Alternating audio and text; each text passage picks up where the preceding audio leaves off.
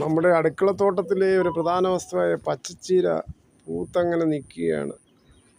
അതിൻ്റെ പാകമാകുമ്പോൾ അരിയെടുത്ത് വീണ്ടും നട്ട് ചീരകൾ പിടിപ്പിക്കണം.